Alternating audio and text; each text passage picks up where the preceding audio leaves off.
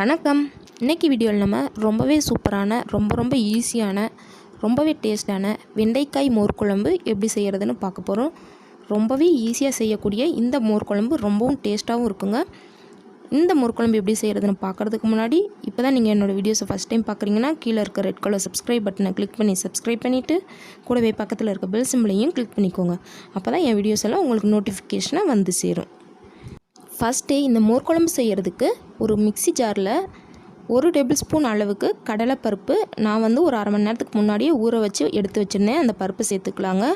இது கூட 4 பச்சை மிளகா உங்கள் காரத்துக்கு தகுந்த மாதிரி நீங்கள் சேர்த்துக்கலாங்க. இது கூட ஒரு சின்ன சைஸ் இஞ்சிங்க. அதுக்கப்புறமா அரை டீஸ்பூன் அளவுக்கு ஜீரகங்க சேர்த்துட்டு கொஞ்சமாக தண்ணி சேர்த்து இதை நல்லா வலுவலுன்னு அரைச்சி எடுத்துக்கலாங்க. பாருங்கள், இந்த அளவு நல்லா வலுவல்னு இதை அரைச்சி இதை தனியாக எடுத்து வச்சுக்கலாங்க. அதுக்கப்புறமா ஒரு கிண்ணத்தில் நான் 250 ml அளவுக்கு கெட்டியான தயிர் எடுத்திருக்கேன். அந்த தயிரை சேர்த்துட்டு இதை நல்லா ஒரு கரண்டியை வச்சு நல்லா இந்த மாதிரி கெட்டி இல்லாத அளவுக்கு நல்லா மிக்ஸ் பண்ணி விட்டுக்கோங்க. அப்படி இல்லாட்டி மோர் கடையிறத வச்சு கூட நல்லா இதை மோராக கடைஞ்சி எடுத்து வச்சுக்கோங்க. இந்த அளவு நல்லா மிக்ஸ் பண்ணி விட்டதுக்கப்புறமா இதில் நம்ம ஏற்கனவே அரைச்சி வச்சுருக்கோம்ல அந்த பேஸ்ட்டை இதில் சேர்த்துக்கலாங்க. பேஸ்ட்டை இதில் சேர்த்துட்டு லைட்டாக இதை அலசி ஊற்றிக்கலாங்க. மோர் குழம்பு தண்ணியாக இருந்தால் தான் நல்லாயிருக்கும். அதனால் தேவையான அளவு தண்ணி சேர்த்து இதை நல்லா கரைச்சிக்கோங்க. இந்த அளவு இதை நல்லா கரைச்சிட்டு இதை தனியாக எடுத்து வச்சுக்கலாங்க. இப்போ நம்ம வெண்டைக்காய் மோர் குழம்பு செய்கிறதுக்காண்டி வெண்டைக்காயை லைட்டாக வதக்கிடலாங்க. அதுக்காக ஒரு பேன் அடுப்பில் வச்சு அதில் 2 டேபிள் ஸ்பூன் அளவுக்கு எண்ணெய் சேர்த்துக்கலாங்க. எண்ணெய் சூடானதுக்கப்புறமா அதில் நம்ம இந்த மாதிரி பொடி பொடியாக கட் பண்ணி வச்சுருக்க வெண்டைக்காயை சேர்த்துக்கலாங்க.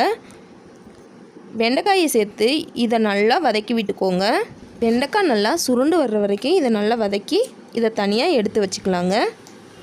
பாருங்கள், வெண்டைக்காய் இந்த அளவு நல்லா வதங்கினதுக்கப்புறமா இதை வேறொரு பாத்திரத்தில் எடுத்து வச்சுக்கலாங்க. எடுத்து வச்சுட்டு அதே பேன்லேயே இப்போ நம்ம தாளிக்கிறதுக்காண்டி 1 டேபிள் ஸ்பூன் மட்டும் எண்ணெய் சேர்த்துக்கோங்க. மோர் குழம்புக்கு எண்ணெய் அதிகமாக சேர்க்கணும்னு அவசியம் இல்லை. இந்த எண்ணெய் நல்லா சூடானதுக்கப்புறமா இது கூட நம்ம அரை டீஸ்பூன் அளவுக்கு கடுகு சேர்த்துக்கலாங்க. கடுகு நல்லா பொரிஞ்சதுக்கப்புறமா இது கூட நம்ம ஒரு கொத்து கருவேப்பிலையும் 2-3 வரமிளகாயும் இந்த மாதிரி கிள்ளி சேர்த்துக்கலாங்க. வரமிளகா போட்டு தாளித்தா தான் மோர் குழம்பு ரொம்பவே சூப்பராக இருக்கும். இந்த வரமிளகா லைட்டாக கலர் சேஞ்ச் ஆனதுக்கப்புறமா இதில் நம்ம கொஞ்சமாக 1/4 டீஸ்பூன் அளவுக்கு மஞ்சள் தூளும் அதே மாதிரி 1/4 டீஸ்பூன் அளவுக்கு பெருங்காயத்தூளும் சேர்த்துக்கலாங்க. சேர்த்துட்டு இதை லைட்டாக மிக்ஸ் பண்ணி விட்டுக்கலாங்க. இப்போ நம்ம இதில் கடைஞ்சி வச்சுருக்க மோரை இதில் சேர்த்துக்கலாங்க. மோரை சேர்த்துட்டு கொஞ்சமாக மட்டும் தண்ணி சேர்த்து இதை லைட்டாக அலசி ஊற்றிக்கலாங்க. இப்போது இந்த மோர் குழம்புக்கு தேவையான அளவு உப்பு சேர்த்துக்கலாங்க. உப்பு சேர்த்துட்டு இதை லைட்டாக மிக்ஸ் பண்ணி விட்டுட்டு இந்த ஸ்டேஜில் நம்ம வதக்கி வச்சுருக்க வெண்டைக்காயை இதில் சேர்த்து மிக்ஸ் பண்ணி விட்டுறலாங்க. மிக்ஸ் பண்ணி விட்டுட்டு இந்த குழம்ப ரொம்ப நேரம் கொதிக்க விடக்கூடாதுங்க. கொதிக்க விட்டால் தயிர் அப்படியே திரைய ஆரம்பிச்சிரும். இந்த குழம்பு லைட்டாக கொதி வர்றதுக்கு முன்னாடியே நம்ம அடுப்பு ஆஃப் பண்ணிடணுங்க. இங்கே பாருங்கள், இந்த அளவு லைட்டாக கொதி வர ஆரம்பிச்சோனையும் அடுப்பு ஆஃப் பண்ணிடலாங்க. அவ்வளோதாங்க, ரொம்பவே சூப்பராக வெண்டைக்காய் மோர் குழம்பு ரொம்பவே டேஸ்ட்டாக ரெடி ஆயிடுச்சு.